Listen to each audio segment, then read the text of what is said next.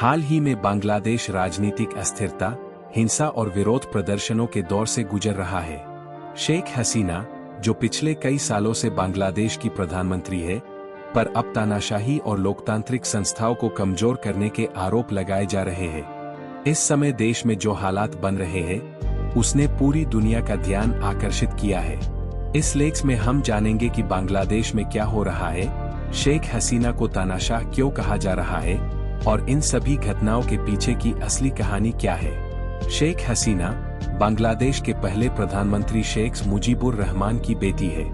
1996 से और फिर 2009 से शेख हसीना ने बांग्लादेश की राजनीति पर अपना दबदबा कायम रखा है। उनकी पार्टी अवामी लीग लंबे समय से बांग्लादेश की सबसे प्रभावशाली राजनीतिक ताकत रही है। हसीना ने देश को आर्थिक विकास की दिशा में ले जाने का प्रयास किया है, लेकिन पिछले कुछ वर्षों में उनकी सरकार पर लोकतांत्रिक अधिकारों और प्रेस की स्वतंत्रता को दबाने के गंभीर आरोप लगे हैं। बांग्लादेश क्यों जल रहा है? बांग्लादेश में हाल ही में कई बड़े विरोध प्रदर्शन हुए हैं। इन प्रदर्शनों का मुख्य कारण शेख हसीना की सरकार की नीतियों, उनके राजनीतिक विरोधियों को दबाने की कोशिशें और कथित तौर पर चुनावी धांधली है।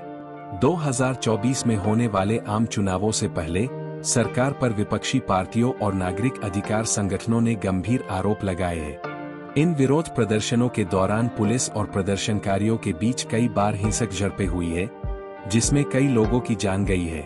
चुनावी धांधली और विपक्ष का आक्रोश। बांग्लादेश में कई लोगों का मानना है कि शेख हसीना की सरकार ने पिछले चुनावों में बड़े पैमाने पर धांधली की थी।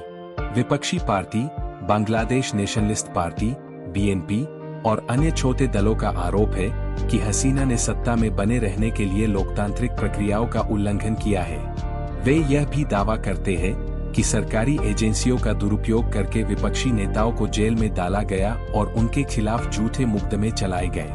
हसीना पर तानाशाही के आरोप। शेख हसीना पर तानाशाही प्रवृत्तियों के आरोप इसलिए लग रहे हैं क्योंकि उन्होंने पिछले कुछ वर्षों में प्रेस की आज़ादी, न्यायपालिका की स्वतंत्रता और विपक्षी नेताओं की आवाज को दबाने का काम किया है। सरकार ने सोशल मीडिया और पत्रकारों पर भी कई पाबंदियां लगाई है, जिससे देश में अभिव्यक्ति की स्वतंत्रता कमजोर होती जा रही है। विपक्ष और नागरिक अधिकार संगठन बार बार हसीना सरकार पर मानवाधिकार उल्लंघनों के आरोप लगाते रहे हैं, जिससे उनके तानाशाही शासन के आरोप और भी प्रबल हो गए हैं। हिंसक विरोध और सरकार की प्रतिक्रिया। देश के कई हिस्सों में शेख हसीना सरकार के खिलाफ बड़े पैमाने पर विरोध प्रदर्शन हो रहे हैं। ढाका, चटगाम और अन्य प्रमुख शहरों में हजारों लोग सड़कों पर उतरकर सरकार के खिलाफ नारेबाजी कर रहे हैं। हालांकि सरकार ने इन प्रदर्शनों को नियंत्रित करने के लिए सख्त कदम उठाए हैं। पुलिस और सुरक्षा बलों का इस्तेमाल किया जा रहा है, जिसमें कई बार हिंसा भी हुई है। पुलिस और प्रदर्शनकारियों के बीच झड़पें होती रही है, जिसमें सैकड़ों लोग घायल हुए हैं और कई की जान गई है।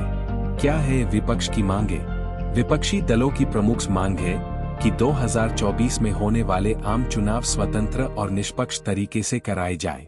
बांग्लादेश नेशनलिस्ट पार्टी (बीएनपी) ने मांग की है कि चुनाव से पहले शेख हसीना इस्तीफा दे और एक अंतरिम सरकार बनाई जाए जो चुनाव की निष्पक्षता सुनिश्चित करे।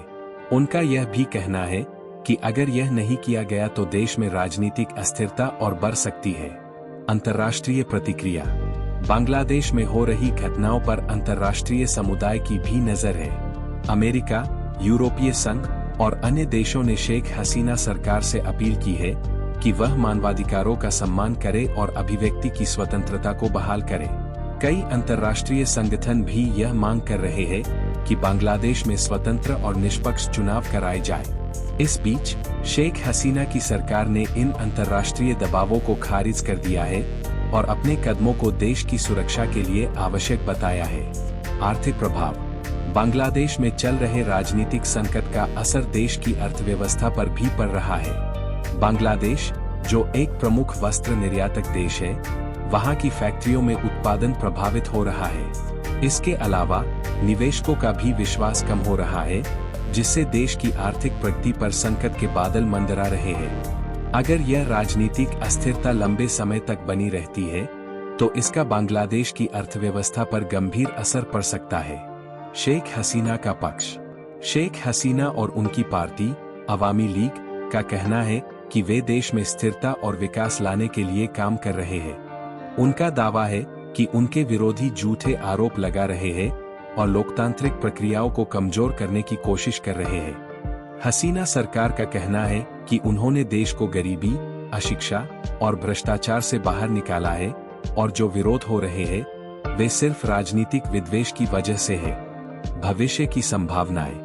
आने वाले महीनों में बांग्लादेश में क्या होगा, यह पूरी तरह से इस बात पर निर्भर करता है कि सरकार और विपक्ष के बीच बातचीत होती है या नहीं।